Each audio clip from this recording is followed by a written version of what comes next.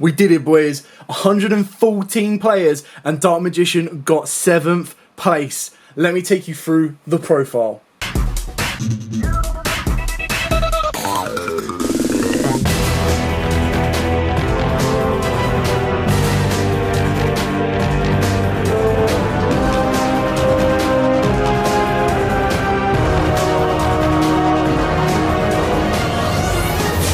What's up, YouTube? Dal here from Zephyr War Games, and this is probably the proudest day of my entire Yu-Gi-Oh playing career over 6 years, and that is not only getting Dark Magician into the top of 114 player regional, but also setting out to achieve my goal of winning the Illusion of Chaos mat. Now, I will try to put up on the screen the picture to prove that I got 7th place. It was 114 players. It was over in Chelmsford. It was unreal. It was such a roller coaster ride. I'm going to take you through the profile, and what I'll do towards the end as well is I'll also explain what I sided in and what I sided out and why I did that.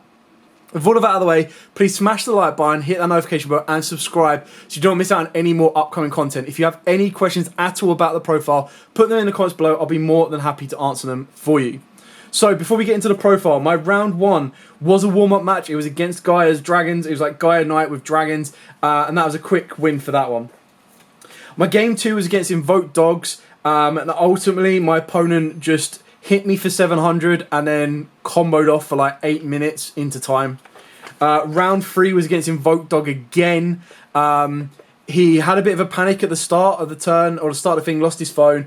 That one went to time, and that ended up being a draw. So at that point, I was kind of like, right, this isn't looking so great for me. This is when it all started to turn. So round 4, I faced against Flunders. They opened up D-Shifter. I was able to play under it. And then I opened up Double Draw on Lockbird, and I was able to win that game, which was amazing. Then I went straight into an Eldritch matchup. Now, the Eldritch matchup was so bad because, like, in such a nerve-wracking thing, because I won the dice roll, I went first, I set up Dragoon, I passed my board, my opponent opened up Strike plus IDP and 2 other traps. So he literally IDP'd, went to get rid of Goon, I used Goon's effect and got hit with Strike, so that was a complete blowout. Game 2, I sided in all my go second cards and made him go first. So I was able to blow out his board, go into Dragoon and win the game from there. In Game 3, he made me go first. I had all of my side cards in it, so it was a bit of a risk. And then what I did is I made Verte, made Goon, and I subconsciously just went Verte effect to get rid of itself, using Goon's effect so he couldn't Super Poly me. And my opponent opened up Super Poly. So I got really lucky there that I did that Goon effect, got rid of it, and didn't leave myself with 2 darks on the board, which is really, really good. That then took me into round 5 when I ended up facing against, round 6, when I ended up facing against Sword Soul. Really good matchup again. His end board turn 1 was Imperm, Blackout, Yugioh, and Baron. And I had to go through so much to get out of the Baron. So he literally left everything on his board. Yugioh was... So I added Saravas, which protected me from like Yugioh and Blackout. And by doing that, what I did was I activated Diviner of the Herald to send Natis to then bait out one of the other cards, and that's where he was kind of forced to then use Blackout. So I ended up clearing off his board, Imperms, Blackout, and was left with the Baron. Off the back of that as well, I was able to get a Magician's Souls to the board. Of the Magician's Souls, I was able to send a spell card to draw a card, which was Dark Magical Circle, because I had activated Soul Servant to stack it. I activated Circle to see the top 3 cards in my deck. One of them was a Droplet. So with a Dark Magician go in the graveyard, I was able to banish the Soul Servant to draw the Droplet, so that when I went to go to Verte, he then chained Baron, and that's where I was able to chain the Droplet to send the Dark Magical Circle to then get me into Dragoon. Dragoon was of course going to blow up the Baron for 3k, and then able to play on from there, which is really, really good. The last match, which is the biggest like nerve-wracking match of the entire tournament, because at this point there was only 2 1-win, 1-draw players, me and my opponent. My opponent's playing Eldritch, he opened up, went first, built his back row board. He had no idea what I was playing. He was so confused. I opened up like Engage and everything. He opened up Skill Drain, Tikaboo, you name it. I was able to break that, and then we went into Game 2. We went into Game 2, he was able to win that game. We went into Game 3 with about 3 minutes left, and I let him go first. I said, if you open up Lord, by all means, fine, you've protected your back row. He didn't open up Lord, I opened up Lightning Storm, I blew out his back row, and then I went full combo, Dragoon. I needed to attack with Dragoon to make sure that off of the back of playing Verte, if it went to time, I still had enough life points left to play. I was able to do that. He only had 2 cards left, one of them being a Lord, one of them being an unknown card that he top-decked. So unless it was Dark Ruler or Droplet, he wasn't able to play, and then I won it from there. And then it was just the nerve-wracking moment of waiting for the announcement to happen, and then I saw my name up there. So massive, like, I'm so happy. I know I've gone on for a little bit, so I will put a time code so you can skip. But massive shout out to Loza, massive shout out to Christian, to Tommy, to Michael, you name it, everyone in the Dark Magician group that I'm a part of, thank you so much because they gave me some feedback. Even congratulations to Ryan as well, who did a regional, I believe, in Germany, and he also got top 8 as well. A load of these card techs in here from the side deck are suggestions that happened last minute, and I'll explain them as I went. With all of that out of the way, I'm now going to go into the profile. I wanted to give you as much backstory behind it as possible so that you can kind of be like, okay, this is a legit profile. This isn't someone that's gone and bought the mat and built Dark Magician. This is someone that has worked towards it and is incredibly happy to have got where it's got. So, starting off with the list. So we start off with 2 Dark Magicians, 1 Red Eyes, and 1 Dark Magician Girl. We were flexing a little bit here. This was the only set that I owned that are all the same and that I like. So yeah, I went with this set. Then Magician Souls, what more needs to be said? If you're playing less than 2, you're doing something wrong, and I don't mean that in a bad way. Unless you don't own a 3rd, you really need to get 3 of this. And then another change for my normal summons was triple Magician's Rod and double Diviner. This card is the fucking nuts. So good. Why is this so good? Going first, it gives you to Illusion of Chaos. If you've already got Illusion of Chaos, it gives you to Saravis. Other than that, unless they destroy it, this is a 1-card Verte, because you go this, Illusion of Chaos, get Souls summons, then you use Souls and Herald Verte Goon. Off the back of that as well, going second, if you open up Illusion of Chaos or you already open up Magician Souls, this card then becomes a bait out. And what I mean by that is you activate the effect, and if your opponent's like, oh, he's clearly going to go for a Herald search, you send Natis. The Natis then becomes a pop for a blackout, which is this is the only card on your board they can't blackout you because they need to pop 2 cards. Or it becomes a pop out for a Yugioh or a Baron or anything like that. So good. I highly value this card. It's unreal. And then for the rituals, we've got 2 Illusion of Chaos and the 1 Saravis. This put in so much work today. It was unreal. The fact that you can protect your monster from being targeted with Blackout is amazing. The fact you protect from Imperm, amazing. So you get to this. So if you've already opened up Illusion of Chaos or you already opened up Souls, this gets you Saravis. Means as soon as you go into Verte, they try to Imperm it, you just go Saravis. It's so goddamn good. So massive shout out to Loza, who I first saw put in his profile. I was like, yo, you're on something. 2 Illusion of Chaos is all you need. I didn't see it as much as I maybe would have liked to, but once you see the first one, as long as you're not putting it back to the top of the deck, it means every single turn you are getting either a starter or you're getting a free summon. So it was all I really needed. It worked out perfectly for me. Rounding up the monsters, we've got 1 Apprentice Illusion. This actually put in a lot of work again for me today. More so what makes it really good is the fact that it can be a hand trap. So if your opponent goes, all right, you know what? I'm going to drop it to your Dragoon and then I'm going to attack the Dragoon. You go, fine, because they're trying to beat over it at like 1500. You drop this, you make it a 3500. It's unreal. It wins you games on that, and if they try to get rid of your Winder, you drop this on top of a Winder and it becomes a boss of 4200.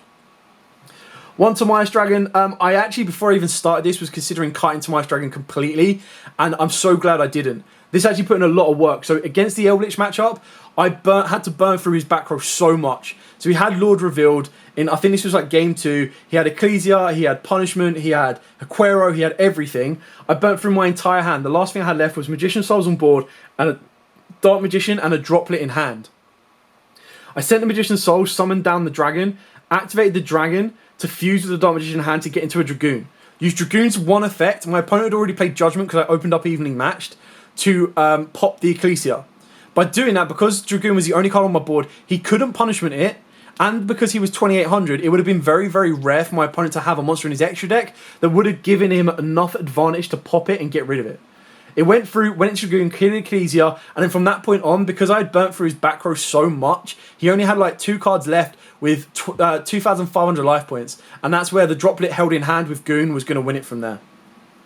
Dogmaticus of Ecclesia and Fleur de Lis. I never summoned Ecclesia today at all. I still wouldn't take her out. She's still very, very good, but I'll show you when I side cards out how you minimize this engine and how you use Fleur as a free discard fodder. It was absolutely crazy, put in a lot of work, and I'm telling you, the combo you get, just like a 2-card combo of Red Eyes Fusion plus Nadir Servant, is a Winder plus Dragoon.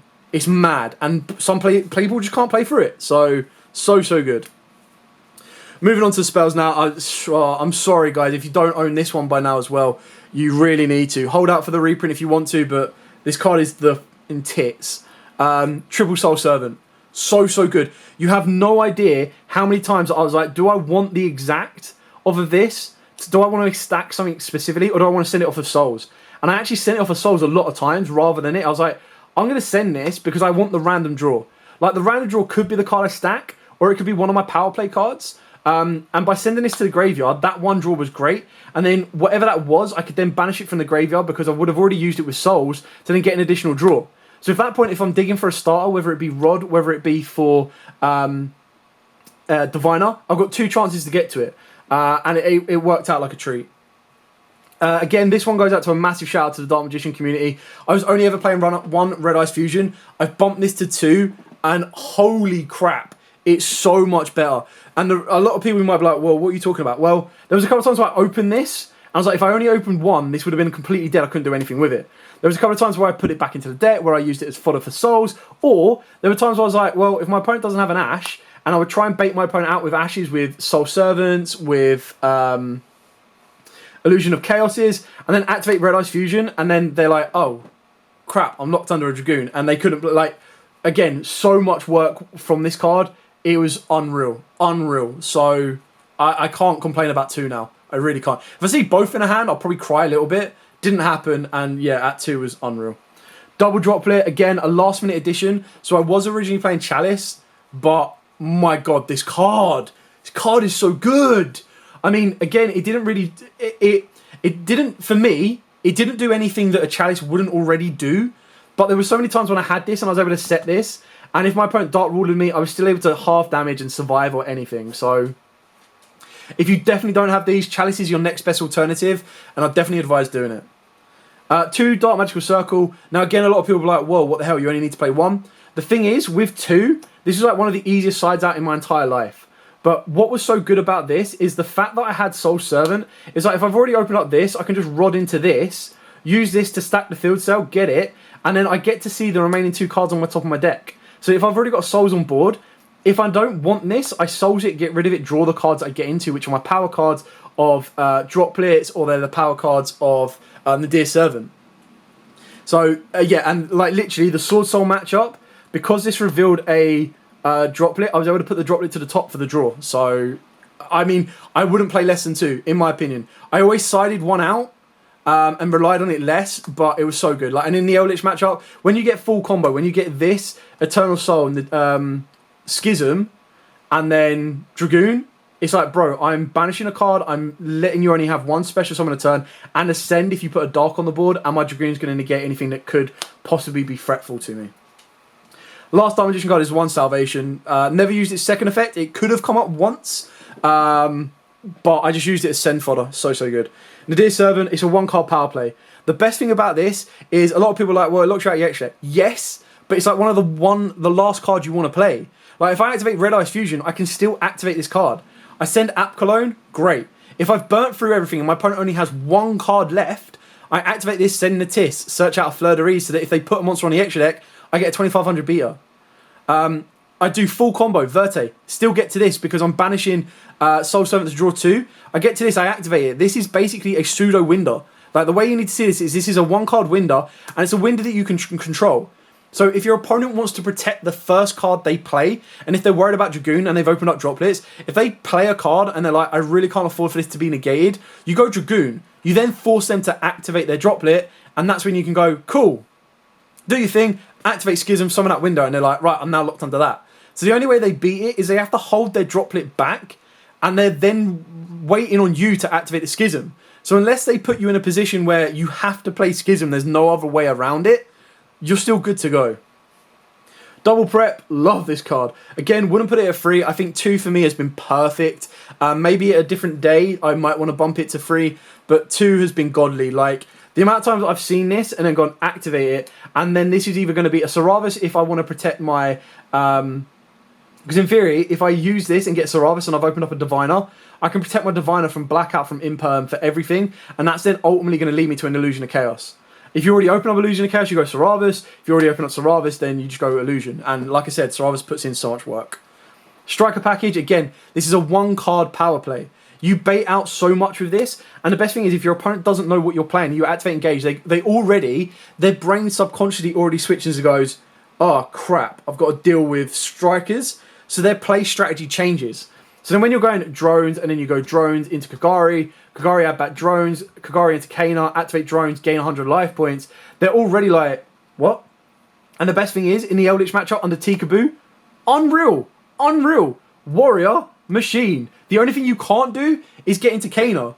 So that's where it gets a little bit tricky. But then all you need to do is normal summon Rod. That's a spellcaster. Sure. Link 2 into Verte. It's a plant. Let's go Dragoon. Like, so good. And the last card, Magical Ice Fusion. The amount of times, like, one of my opponents said to me, if you bring out a second Starlight Dragoon, that's it, I'm done.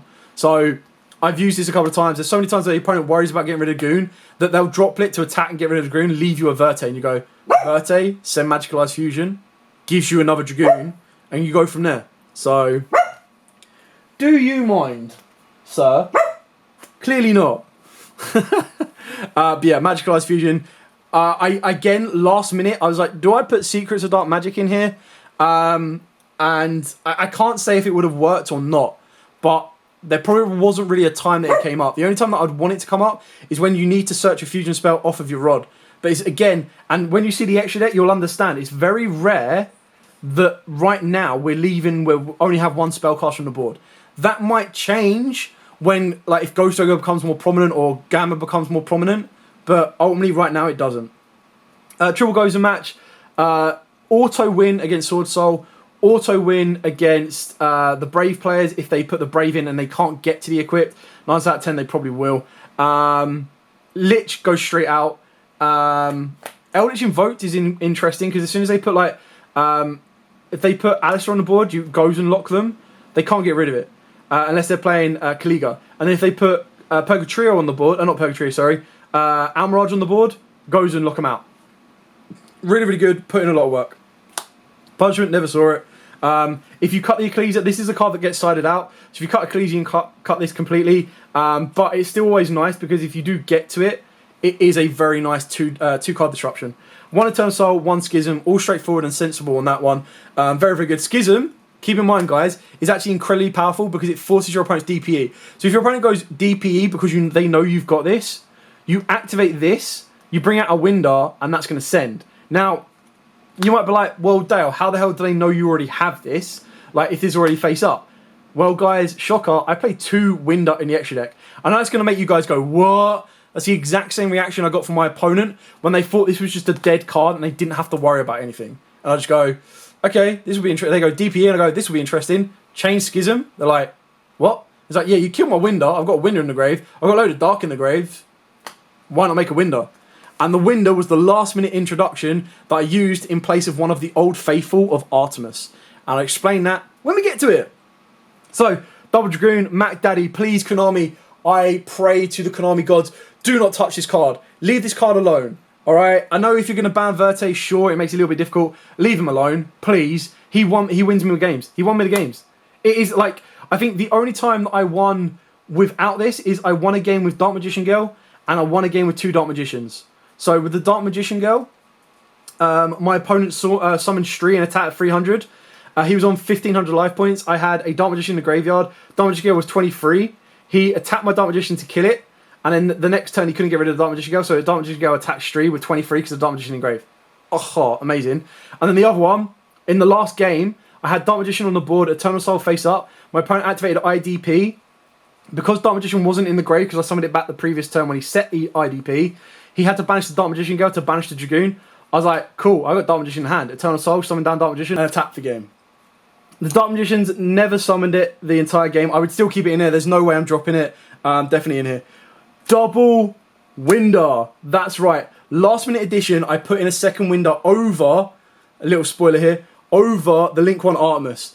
The reason I took the Link 1 Artemis out is I was like, hang on a minute, when would we actually ever need it? The only time I'm ever going to need it is if I don't get a way to get 2 monsters on the board, or one of my monsters is destroyed. I then need to turn Souls into Artemis, which means I'm putting a weaker monster on the board, and then special summon down Ecclesia. So I was like, you know what?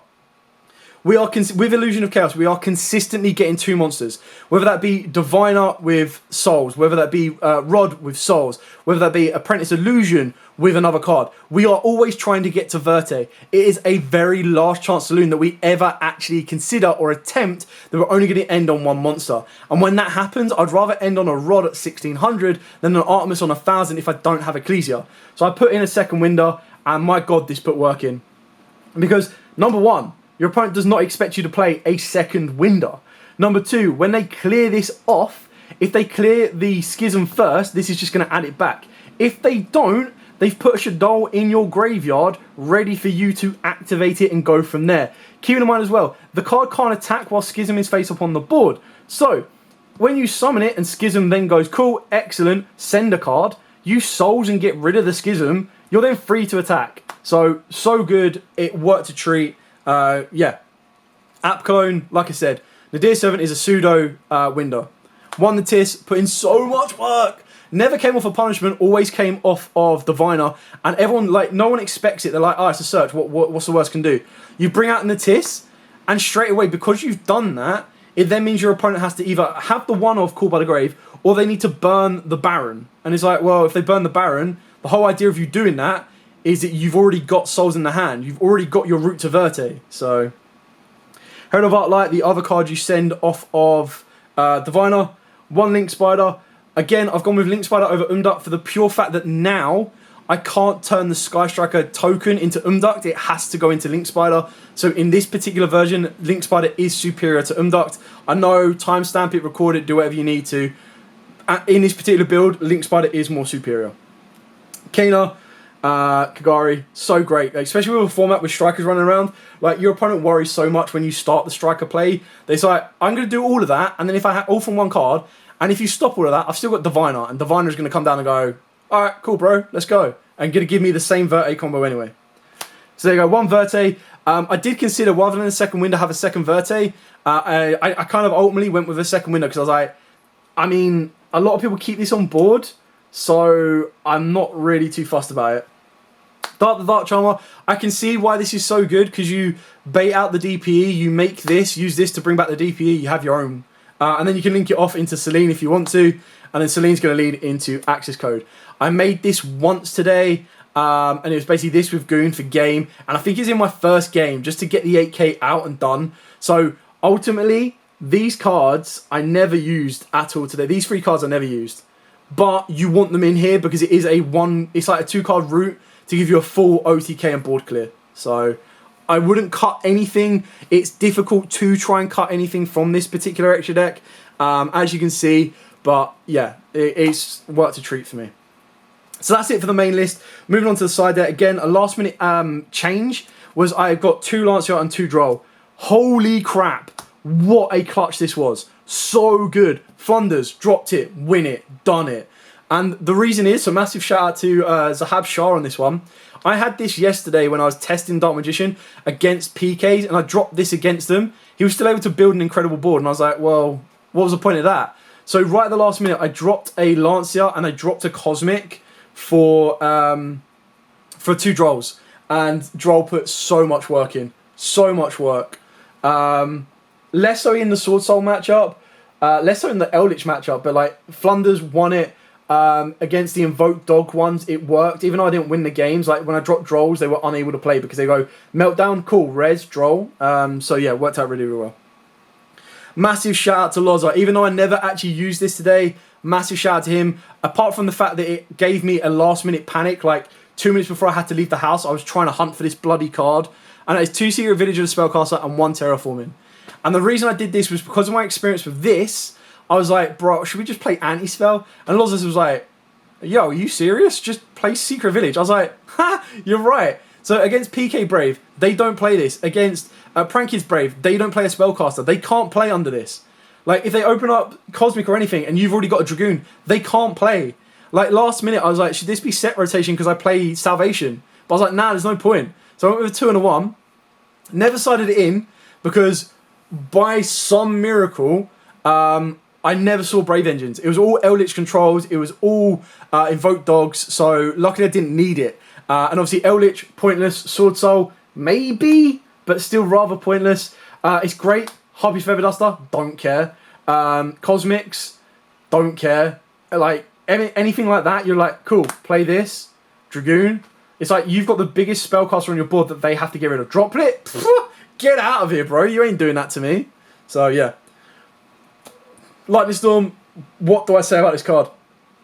Even when my opponent had Lord of Heavenly Prison, you play so many cards that you don't need to put a face-up card on your board that they have to start playing their cards along the back row. And if worst case scenario, you do souls to try and bait out like a strike or something, or a skill drain, attacking it, get rid of the souls, and then main phase 2, Lightning Storm, blow out the back row, off you go. So good, put in a credible amount of work. Again, it was a card that I was considering dropping at the last minute, but put in so much work, 100%. 100%. And then hitting monsters as well, going it against Tenyi Sword Soul. Activate this. My opponent had 2 imperms and a blackout. Cool spells and traps. He had a Yugioh and a Baron. And I was like, well, if they Baron negate this, I'm good to roll. And I think I ended up having Droplet or something to turn off the Baron, or I'd already baited the Baron out earlier. Like, it's so good. Double Cosmic for those times when Lord is a thing, which is also why I play Evenly. Evenly is such a good blowout card. And the one thing about Dark Magician, when you've got the ability to get to Goon, is you actually really don't care. So ultimately you could go Evenly Matched and Lightning Storm. So in my Eldritch matchup, I opened up 2 Lightning Storms and an Evenly Matched. I activated Evenly Matched. Luckily for him, he had his 1 Judgment, which cut him down to 4k. Lord of Heavenly Prison was already active, so I couldn't get rid of it. So I sent one of these off of Souls, so that he would hopefully lower down his defenses and be like, oh, he's got rid of his Lightning Storm, he's not got another one. And then just Lightning Storm to clear out a skill drain that he had flipped. And then he only had Punishment left, and that's how I ended up getting into Goon plays. So, incredible, put in a lot of work. What would I change? I don't think I would change anything. I might drop Lancia, but then Lancia is just one of them cards that as soon as you go into the Sword Soul matchup, you drop a Lancia, they don't play. And it actually did that for me. So, okay, so someone mentioned to me on one of my previous videos, or mentioned to me in person, is like, what I really want videos to start doing is showing me what they're siding out and what they're siding in. So, ultimately, what I was siding in is if I knew I was going second and it was a back row deck, it would be all of these, the bottom line. Like I said, I never put this in, but if I knew my opponent was playing Brave, I'd be putting those in when I'm going first. Going second, it's completely dead. In the Eldritch matchup, the Gozens came out. So like, literally, if you look at these and consider my Eldritch matchups, these are coming straight out. In the Flunder matchup, if my opponent was not playing back row, then there was no need for the entire Dogmatica engine, which was a great side out because it was like, this is the easiest siding out I've ever had to do. So it's like, cool, I can just take out, that's like 6 cards I can take out because your Punishment, the Schism, the whole 9 yards, you're just like, alright, cool, I don't need to worry about that. So that's 5 cards out. So if my opponent was playing multiple attributes and I wanted to keep in the Gozens, but I wanted to put in Evenlies and Lightning Storms, then straight away, that's your Evenlies and Lightning Storms. And then if I was like, right, okay, well I need 3 more spaces and I want to keep the Gozens in, my go-to drop was drop in 1 circle. If they weren't playing a lot of monsters, then I'd drop Forbidden Droplet. Once I dropped a Red Eyes Fusion down, didn't really affect the game state, so kind of got away with that one. I dropped a Souls once. I know, really bad. I'm not even going to go there. Dropped Rod once because I was like, if I need my Spell and Trap route, or do I want them to focus on the Diviner? And then there was one time that I cut the Timaeus. So like, these are, sometimes you can cut the Apprentice, but I like keeping this in hand because so many people don't expect it. They don't know what it does. And if you hold this like hand trap, like, you just deal with everything you need to. So this was it. I never sided in more than these 8 cards at one time. I think the most I ever did was I probably put all of these plus 2 Drolls. So if I knew I was going second, but I knew Gozen was still going to be good and breaking a board, I would definitely cut 1 Gozen just because I wanted to lose the consistency. And then in my last matchup, we were nearly at time. We had like 4 minutes left, and I was like, this game is going to be won in 1 turn. In 1 turn, this game will be won. So I was like, right, okay, well, I don't want Gozen. I decided that I was going to let my opponent go first. So I was like, I don't want Gozen. I'm going for triple evenly. I'm going for double cosmic. And I'm going for triple lightning storm. I kept the rod in. I kept the circle in. I kept the Tomias in. I was pretty much going absolutely ham. So I took out these 6 cards plus the 3 Gozen. And I think I took out. I might have taken out Tomias Dragon Stain. I might have kept out the circle and put in the 2 Lancers. Or even Drolls, one of the 2. Either way, oh no, I might have kept a Gozen in. I can't remember. Basically, last game, I was like, it's open up these or bust. This was risky, but this was one of the ones where it's like, if I can get Dragoon to do enough damage, I'm good. So the idea was that I would open up evenly my opponent, leave him with 1 card, make Goon. If he's got a monster on the board, Goon will then burn it. So that was a big risk if he didn't leave a monster on the board. But luckily, I opened up Lightning Storm, I opened up Cosmic, and then I opened up like full combos. So Lightning Storm blew out the back row. I held the Cosmic, set this. I had 1 card in hand, Verte Dragoon, and went from there. So it's loads of these big decisions. Anyway, thank you so much for watching. I know this has been a very long video. I will break it up in as many sections as I can, so it's very easy, digestible for you guys to see everything you need to see and go from there. Like I said at the start, if you have any questions, please put them down in the comments below.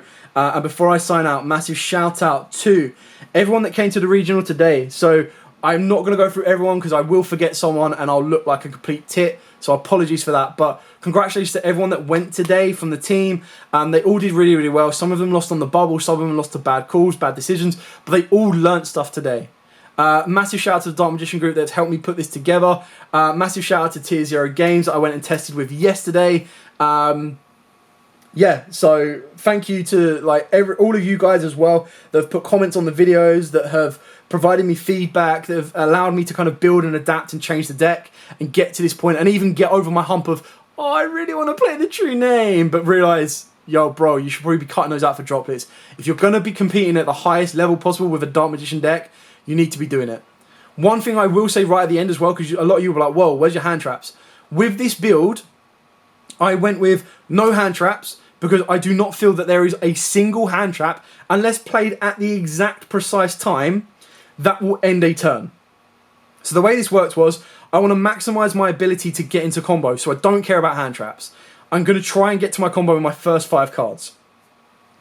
And then if I'm going second, because I'm playing so many 1-card power cards, and what I mean by that is, if I open up either of the 2 engage cards, my other 5 cards are free. If I open up Diviner, that's a 1-card power card to get into Verte. If I open up Nadir, if I open up Red Eyes Fusion, they're all 1-card plays. If my opponent sets 5, unless they're setting anti-spell, which they will be setting before I activate Red Eyes Fusion, if they've got 1 card in hand, you can risk it and try and bait out the Ash, and if they don't drop it, you go Red Eyes Fusion, they just sit there and go, well, I can't get rid of that. I've got to deal with a goon. So, go second, you just basically have to go with the I don't give a attitude, and go, you know what, I don't care what board you break, what board you build, all of my 1-card power cards will break that board. My 1-card power cards will deal with that, and I'll still win the game. So, it's kind of what I went with. Anyway, thanks so much for watching. As absolutely always, guys, stay completely safe. Thank you so much. And, of course, happy dueling.